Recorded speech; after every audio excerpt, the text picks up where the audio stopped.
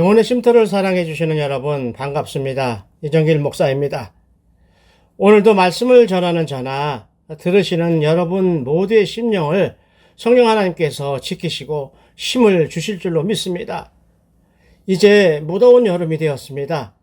하나님께서 주시는 평안을 누리시면서 육신의 건강도 잘 챙기시기 바랍니다. 그리고 아직 아무것도 준비되지 못한 처음 시작한 영혼의 쉼터에 에어컨을 달아준 교회가 있습니다. 감사를 드립니다. 또한 선교 헌금을 보내주시는 교회도 감사의 말씀을 드립니다.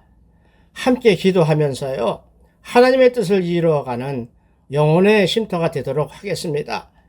여러분이 드리는 마음에 하나님께서요, 영원히 빼앗기지도 않고 썩지도 않을 하늘의 것으로 넘치도록 갚아주시기를 예수님의 이름으로 기도를 드립니다. 아멘. 오늘은 호세아서 6장 1절로 3절 말씀을 중심으로 해서요, 하나님을 알자라고 하는 메시지를 살펴보도록 하겠습니다. 여러분도 잘 아시다시피 이 호세아서는 죄인을 향한 하나님의 놀라운 사랑이라는 주제를 가지고 호세아 선지자가 기원전 755년에서 722년 사이에 기록한 책입니다. 그런데 호세아서도 다른 많은 예언서들처럼 1장 1절에 시작할 때 기록하기를 호세아에게 임한 여호와의 말씀이라고 시작합니다. 곧 인간 호세아가 기록은 했지만 호세아 선지자의 심령을 또 입술을 주장하시고 감동시키신 성령 하나님이 말씀하신 메시지라는 것으로 우리는 받아야 할 것입니다. 먼저 호세아서를 신학적으로 간략하게 살펴보고 넘어갑니다.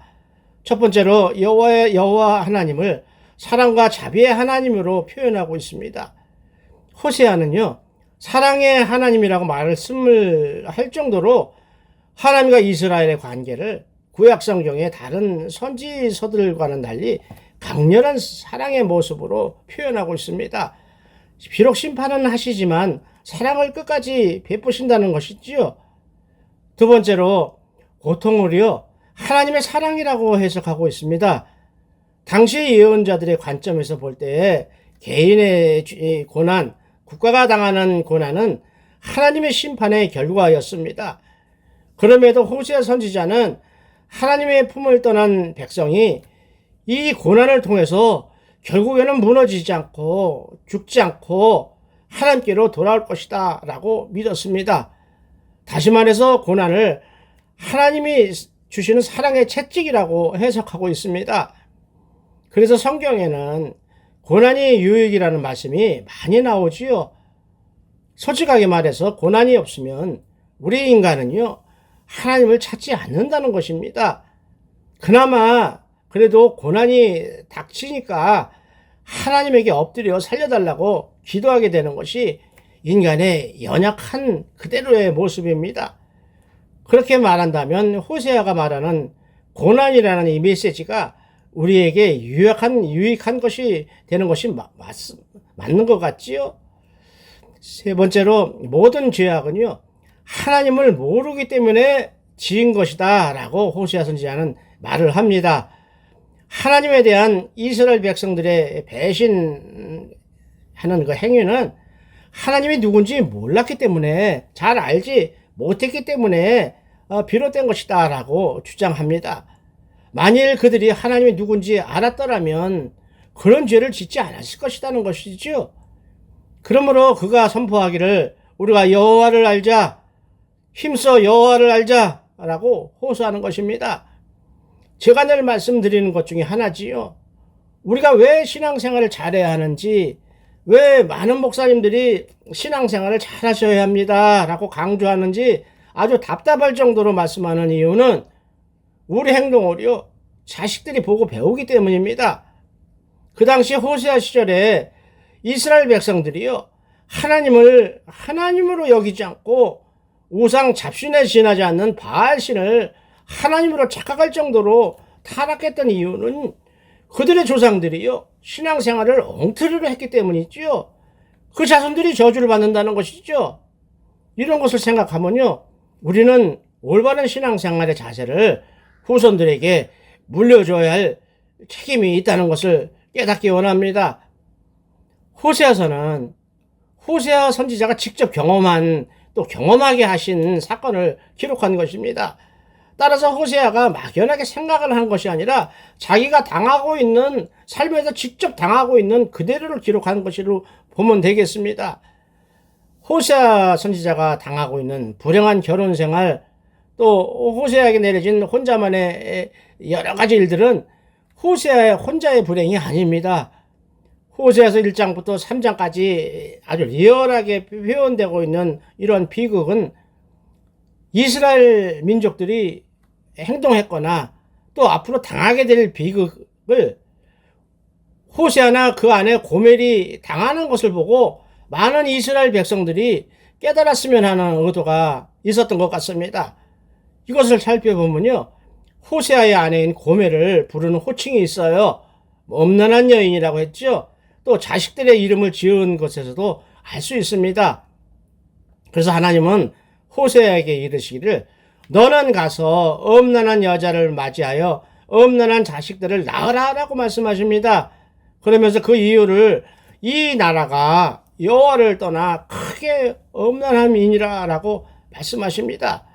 따라서 1장 2절에서 엄난한 여자라는 의미는 보통 사람들이 여태까지 우리들이 생각했듯이 창녀처럼 험한 생활을 하는 여자가 아니라 엄난한 여자로 번역한 히브리어 에세트 제노님이라는 말은 엄난한 자들 중에 여자, 엄난한 자들 중에 여자, 그 당시 그 나라가 다 음란했다는 얘기죠.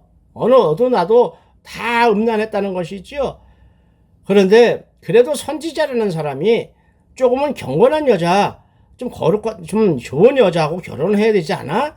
라고 하는 우리 인간들의 생각을 벗어나서 음란한 여자와 결혼했다고 호세아서가 기록하고 있는 것은 당시 북이스라엘에 사는 모든 사람이 하나님을 떠나서 하나님을 모르고 살았으므로 당연히 엉망이죠. 사는 것이 무질서하고 방만하게 행하는 아주 나쁜 기질을 가진 사람들 중에 사는 한 여자일 수밖에 없었다는 말을 그렇게 표현한 것입니다. 또 호세아는 3명의 자녀를 낳게 돼요. 근데 그 이름이 하나하나 이 이름이 주는 의미는 가히 이스라엘의 당시 모습을 보여주면서 앞으로 일어날 저주를 미리 알게 할 정도로 무서운 이름이었습니다. 아들을 낳음에 하나님께서 이스라엘이라 이름하라고 하셨습니다. 이스라엘이란 발음과 비슷하지요? 짝퉁 같죠? 이스라엘이라고 하셨습니다. 이스라엘이라는 말은 하나님께서 흩어버리신다 라는 의미를 가지고 있습니다.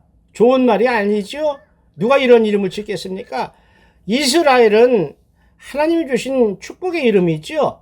근데 이스라엘은 아합 왕 가문이 예후라는 사람에게 모조리 파멸된 죽임을 당하는 장소였어요. 이스라엘 나라의 패망을 상징하는 이름입니다. 또 문자적으로만 보아도요, 이스라엘이라는 이름은 하나님과 겨루 승리한 자를 가리키는 말이지만 이스라엘은 하나님께서 쫓아버리셨다는 뜻이거든요. 이처럼 하나님을 영화롭게 하지는 못할지언정 하나님 이외의 것들에게 마음을 빼앗기는 사람들을 하나님은 미워하신다는 것을 우리가 알았으면 좋겠습니다. 또 딸을 낳음에 로루하마라는 이름을 주셨습니다. 이 로루하마라는 이름은 은총을 입지 못한다라는 의미를 가지고 있는 이름입니다. 하나님께서요, 지금까지는 이스라엘을 사랑하셨지요. 그들이 죄악이 너무 커서 이제는 더 이상 그들에게 베푸시던 긍휼을 이제 거두시겠다는 진노의 표현입니다. 이렇게 되게 한 원인 제공자는 하나님의 사랑을 엄난과 배신으로 갚은 이스라엘 사람들입니다. 성경의 역사를 살펴보아도 한량없으신 하나님의 은혜와 그 은혜를 원수로 갚아온 인간들의 배신과 도전으로 얼룩져 있습니다. 그럼에도 하나님은 이러한 악순환의 매듭을 완전히 풀어버리시기 위해서 하나뿐이 없는 독생자 예수 그리스도를 이 땅에 보내셔서 우리 죄를 대신해서 십자가를 지게 하십니다. 또 아들을 낳음에 로암미라고 하는 이름을 주십니다. 로암미라는 말은 내 백성이 아니다라는 무서운 이름입니다. 따라서 이 이름은 하나님께서 이스라엘과 맺으신 언약의 관계, 횃불 언약이죠. 제가 늘 말씀드리는 아브라함과 맺으신 횃불 언약, 율법이 있기 430년 이전에 이미 하나님과 믿음의 조상이 약속했던 그 언약 관계를 이제는 청산하겠다, 파기하겠다라고 하시는 무섭고 비참한 저주를 의미하는 말입니다. 그동안 이스라엘이 엄청난 죄악과 잘못에도 불구하고 복된 삶을 누릴 수 있었던 것은 하나님과 그대 조상, 조금 전에 이야기했죠. 아브라함과 맺었던 횃불 언약의 세 가지 축복 때문이었습니다. 많은 자손을 주시겠다, 넓은 땅을 주겠다, 또 복의 근원, 복의 통로가 되게 하겠다라는 약속이었습니다. 그러므로 이 언약을 파기한다는 것은 이스라엘의 멸망, 곧 죽음을 의미하는 말이었습니다. 따라서 하나님을 떠난 삶은 곧 죽음을 의미한다는 것을 우리도 깨달았으면 좋겠습니다. 이처럼 호세아 선지자가요, 부정한 여자 고멜과 결혼했던 것처럼 하나님께서는요, 애굽에서 노예로 살던 그야말로 보잘것없는 인간들 이스라엘을 구원하시고 자기 백성으로 삼아주셨습니다.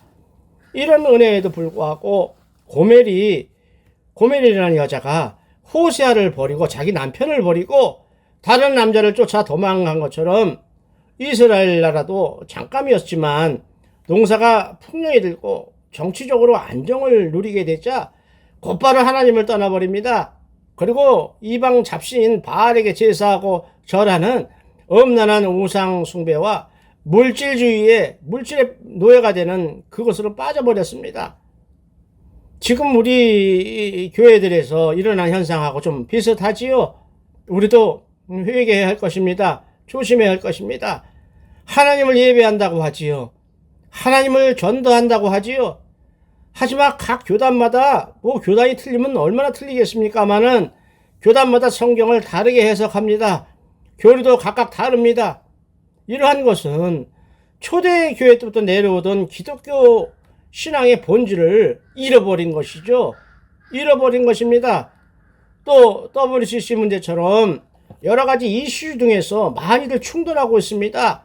어떻게 같은 교회가, 예수님을 믿는 교회가 그렇게 입장이 다른지 모르겠습니다. 회개해야 할 것입니다. 기도해서 하나님의 뜻을 물어야 할 것입니다. 그러니 이단이나 사이비들이 날뛰게 꾸며 그 빌미를 제공했고 그 틈새를 제공한 꼴이 되어버렸습니다.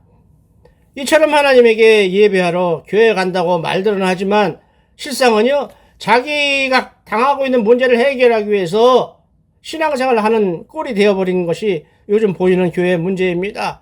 우리가 곰곰이 생각해 보면서 본질을 찾아야 할 것입니다. 하나님을 다시 만나야 할 것입니다. 이런 것이요, 호세아가 이야기하는 것처럼 하나님이 누구신지 모르기 때문에 일어나는 일이라고 이야기하는 것이죠. 그러므로 호세아 선지자는 우리가 여호와를 알자, 힘써 여호와를 알자, 다시 말해서 우리가 하나님을 알자, 하나님이 어떤 분이신지 알아야 한다라고 호소하는 것이죠. 그러면 하나님이 누구십니까? 우리를 질병으로 괴롭히고 물질의 염려나 불안으로 무너뜨리고 이상한 소리로 우리를 협박하고 핍박하고 억박하는 어둠의 세력인 우상이나 무당이나 잡신이 아니지 않습니까? 우리 하나님은요, 우주 만물을 창조하시고 섭리하시는 분이십니다. 인간들의 생사화복과 국가들의 흥망성쇠를 주장하시는 분이십니다. 그리고 연약한 자기의 백성들이 드리는 기도에 응답하시고 복을 내려주시기를 원하시는 하나님이시라는 것을 우리가 감사함으로 믿어야 할 것입니다.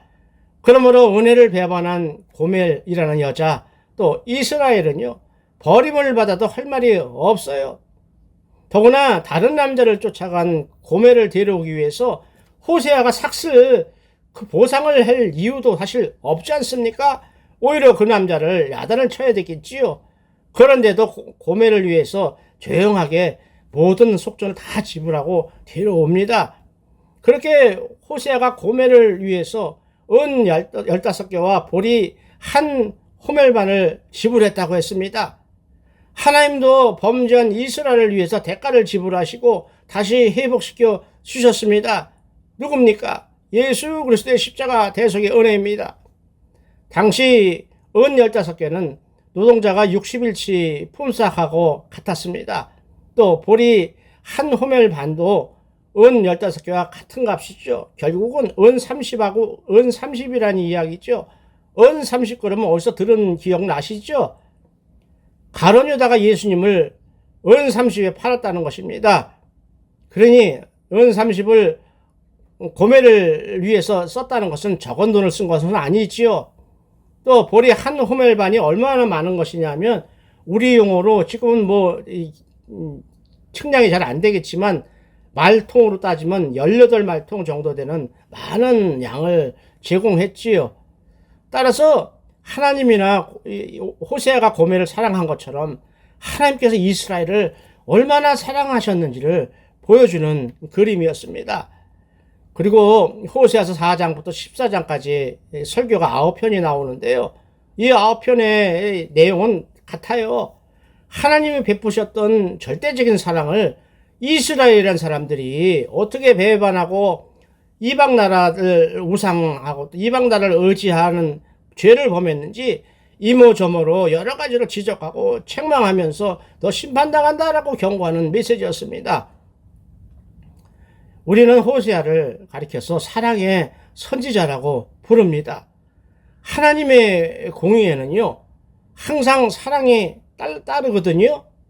다시 말해서 징계 중에도 자비를, 사랑을 베푸신다고 말씀하는 것이죠.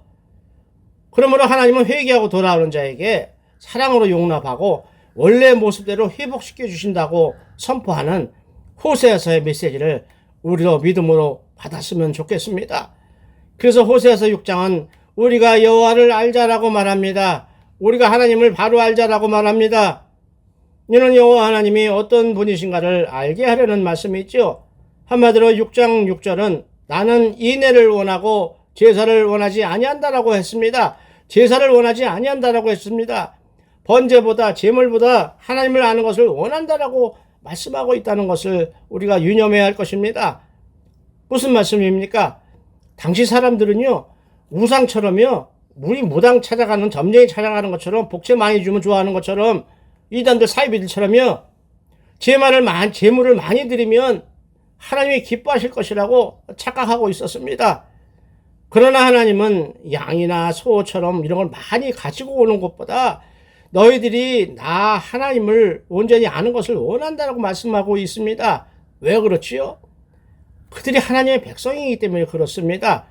하나님을 모르고 사랑하지도 않으면서 그냥 막연하게 형식적으로 드리는 예배는 하나님이 받지 않으신다고 말씀하셨기 때문입니다.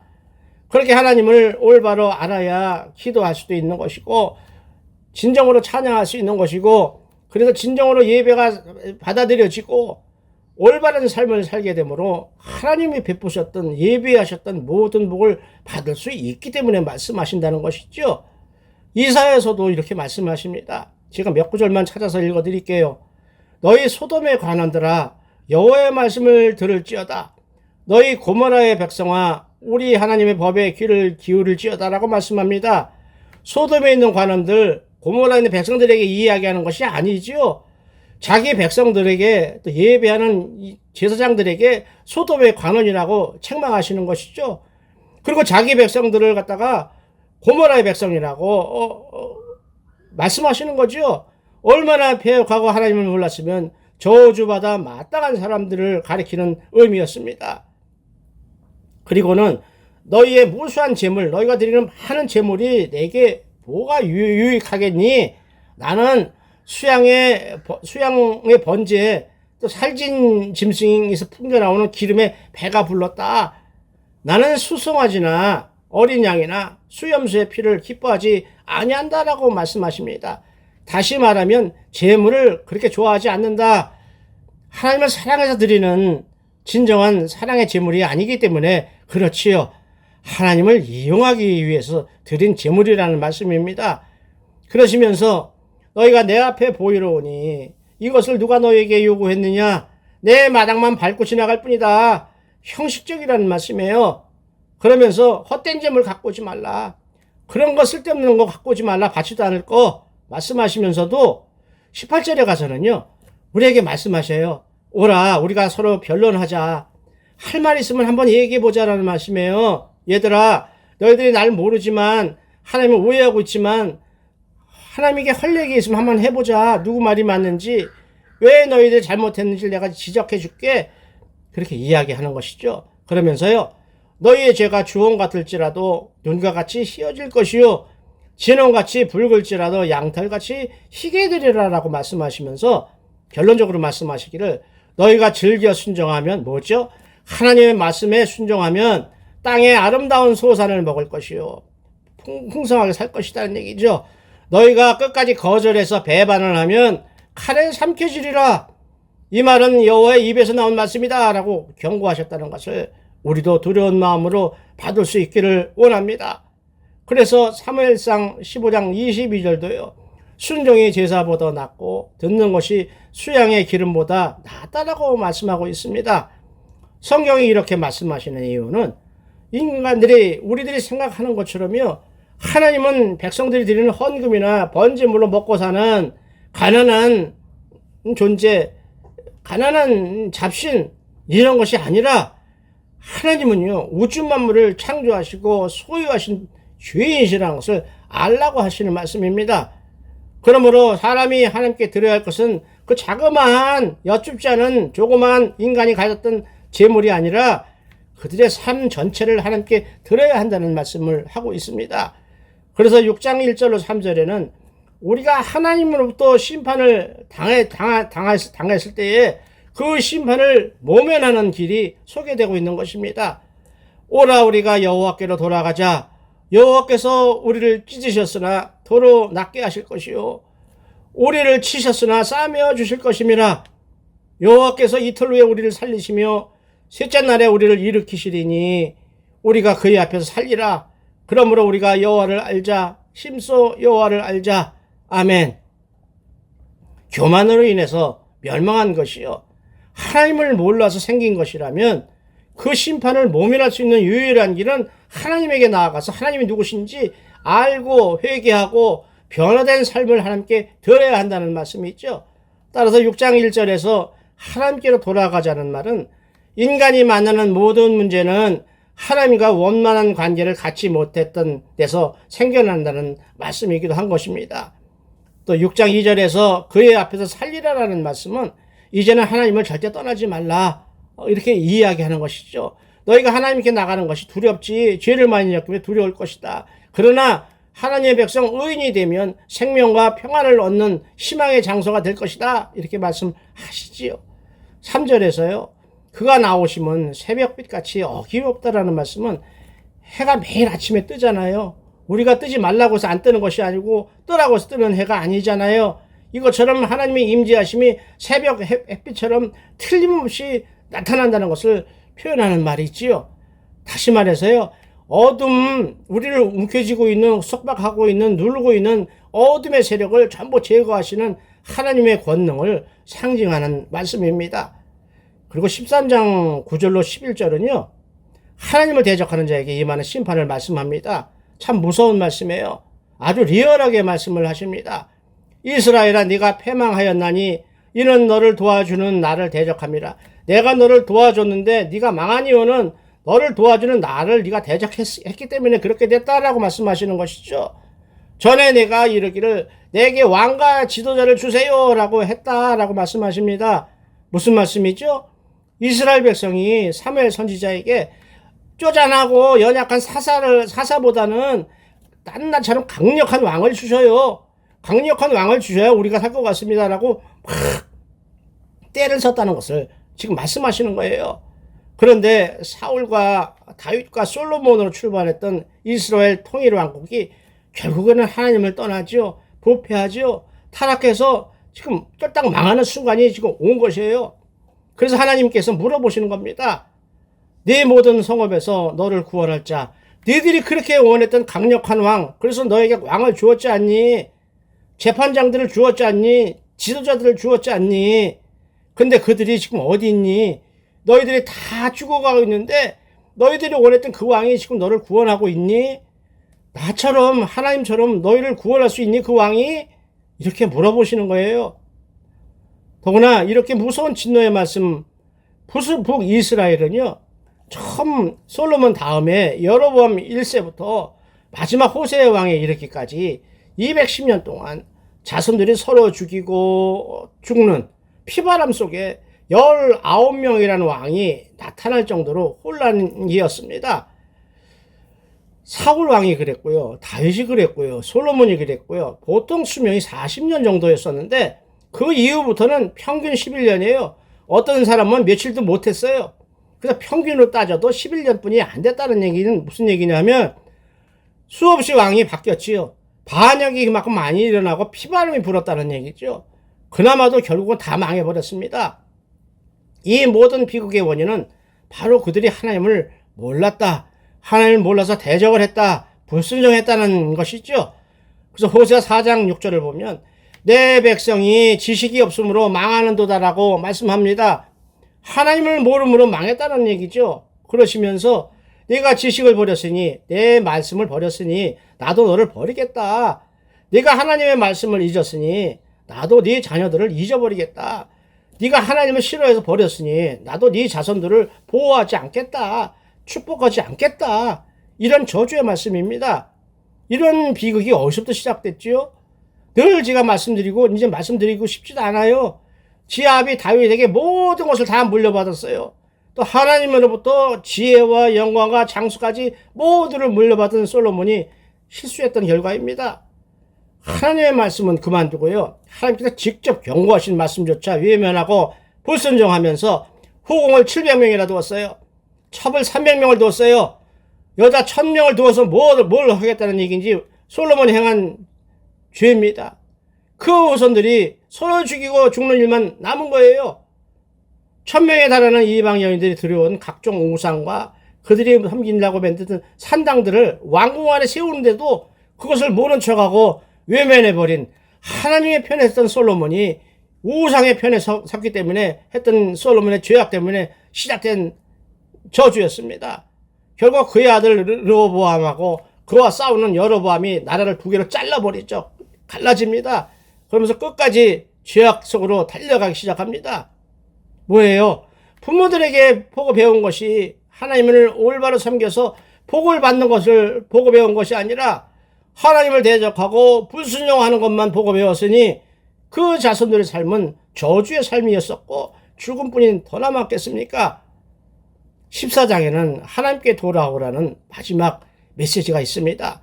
그리고 하나님께 돌아온 자들에게는 하나님께서 복을 풍성하게 베푸십니다. 제가 본문을 잠깐 읽어드리면요. 내가 그들의 반역을 고치고 기쁘게 그들을 사랑하리니 나의 진노가 그에게서 떠났습니다. 이제 진노하시는 하나님이 화목한 관계로 바뀌었다는 말씀이죠. 할렐루야입니다. 내가 이스라엘에게 이슬과 같으리니 그가 백합같이 피겠고 레바논 백항목같이 뿌리가 박힐 것이다. 그들이 회개하고 돌이켰으므로 하나님이 진노함이 사라졌고 그래서 사막 같은 땅에서 백합꽃이 핀다고 했습니다. 나무들은 뿌리가 박힌다고 했습니다. 삶이 안정된다는 말이지요. 이어서 말씀하시기를 그의 가지는 퍼지며 그의 아름다움은 감람나무 같고 그의 향기는 레바논 백항목 같으리니 그 그늘 아래에 거주하는 자가 돌아올지라 그들은 곡식같이 풍성할 것이며 포도나무같이 꽃이 필 것이며 그 향기는 레바논의 포도주같이 되리라. 아멘. 아멘입니다. 이렇게 백향목이라는 나무는 고고한 자세에 아주 위험이 있어서 40m나 자라는 이 나무는요, 그 팔레스타인 지역에서 가장 으뜸이 되는 나무라고 합니다. 소나무처럼 송진이 있어서 썩질 않는다고 하지요. 그리고 백향목의 그 향이 워낙 강하고 좋아서 벌러지들이 옆에 오지도 못해서 건축 자재로 특히 성전 왕궁 짓는데 자재로 최고로 쓰임을 받았다는 나무였습니다. 그만큼 그런 나무처럼 이스라엘 백성들이 올바로 대접을 받고 세움을 받는다는 말씀이겠지요. 특히 14장 1절에서 말씀하시는 내 하나님께로 돌아오라 라는 메시지는 호세아가 이야기하는 핵심입니다. 이렇게 이스라엘을 향하신 하나님의 계획은 심판과 저주가 아니었습니다. 그냥 외형적으로 봤을 땐 저주 없고 심판이었지만 사실 심판과 저주가 아니라 사랑의 하나님을 알게 되므로 고난을 통해서요 얻게 될 회개, 또 회개로 인한 회복의 은혜였다는 것을 우리가 알았으면 좋겠습니다. 따라서 회개라는 것은 입으로 하는 것이 아니지요.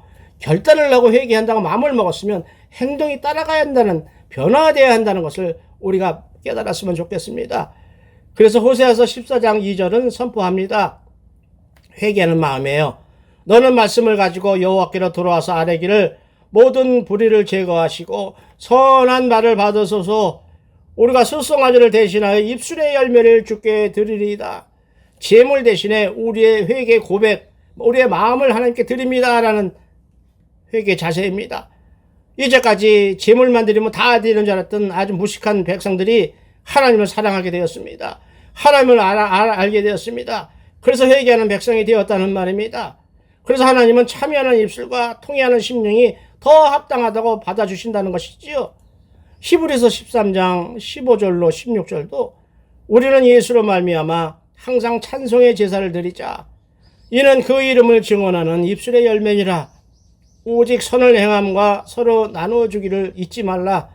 하나님은 이 같은 제사를 기뻐하시느니라고 말씀하고 있습니다. 이 말씀은요 단순히 입으로만 믿음을 고백하는 차원이 아니라는 거예요. 가난한 이웃의 필요와 궁핍을 대해서 도와주는 행동을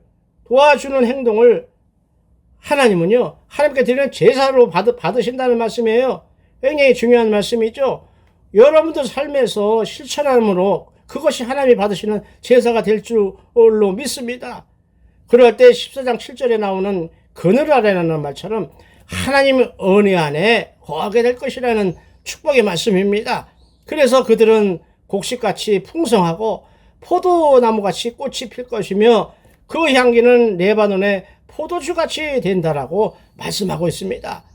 더 이상 버림받고 세상에서 외면당하는 싸구려 들포도, 먹지 못하는 들포도가 아니라 최고 품질을 가진 극상품 포도가 되어서 많은 사람들이 좋아하고 사랑하는, 그래서 찾아오게 되는 풍성하고 번성하는 옛날의 이스라엘의 영광을 회복하게 해주신다는 말씀으로 받아야 할 것입니다. 그러므로요 어렵고 힘든 중에도 하나님을 온전히 알아가는 일에 힘을 씀으로써 하나님이 기뻐하시는 삶을 올려드림으로써요 하늘의 신령한 복과 땅의 기름진 복과 영원한 생명의 복을, 우리 생명의 복을 하나님께로부터 다 받아 누리시는 복되고도 복된 하늘 백성들이 다 되시기를 우리 주 예수 그리스도의 이름으로 축원을 드립니다. 아멘입니다. 하나님 아버지, 오늘도 부족한 종에게 말씀을 허락하시니 고맙고 감사합니다. 그리고 함께 하신 여러분 사랑합니다. 기도로 준비해서요 다음 시간에 뵙도록 하겠습니다. 감사합니다. 건강하시기 바랍니다.